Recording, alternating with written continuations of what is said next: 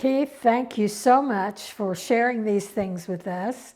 Thank you for doing what you're doing now to preserve the historical places and the various things that you do for the Cherokee Nation, that you do for your family.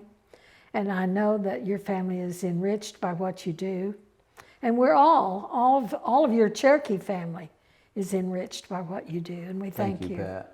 We thank you for that. Well, it's been an absolute honor to get to serve in this capacity, and I know as Chief Hoskin and I had a conversation one day that I have taken to heart, and that's the fact that we all have to remember that we are not people of history, we are people making history. History is continuing to be made, and oftentimes I think we look at what has happened as history, but we don't think about what is happening as history. And we don't think that our story still matters. Our stories do matter. And it's not just well-known people or people who've served in an elected capacity stories that matter. Everybody's story matters.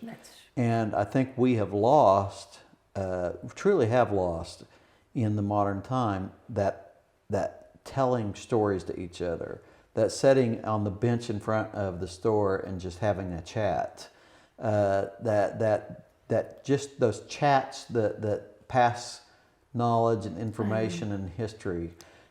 Sitting on the bench in front of Bob Rector Station in Talala, Oklahoma as a kid, you would hear the elders talk about having worked for Will Rogers, okay?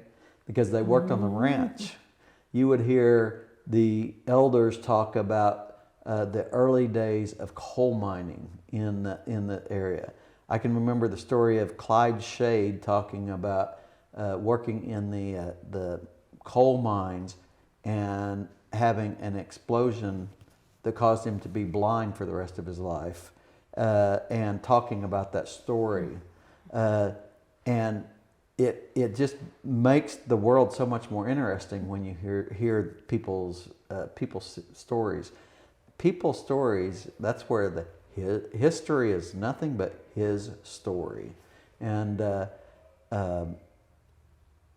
his story, everybody's got one. We need to encourage them to say them. We need to ask the questions and then cherish them. I want to share something with you when we finish here about this, because we do not share our stories like they used to.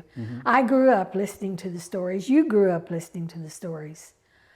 I tell my one grandson stories. I don't think the other grandkids really care about our stories. I'm not sure they do anyway, but you know, Pat, I think most of us, there comes a point in life where you become more interested in the stories. But the fact is, if you wait until your grandkids are interested to tell the stories, they won't be here to tell the stories. You've got to tell them even if they're not interested in the stories. I like that.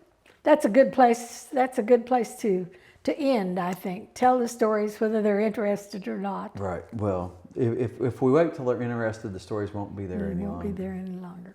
Thank you, Keith, very, very much. My pleasure. Thank you, Pat.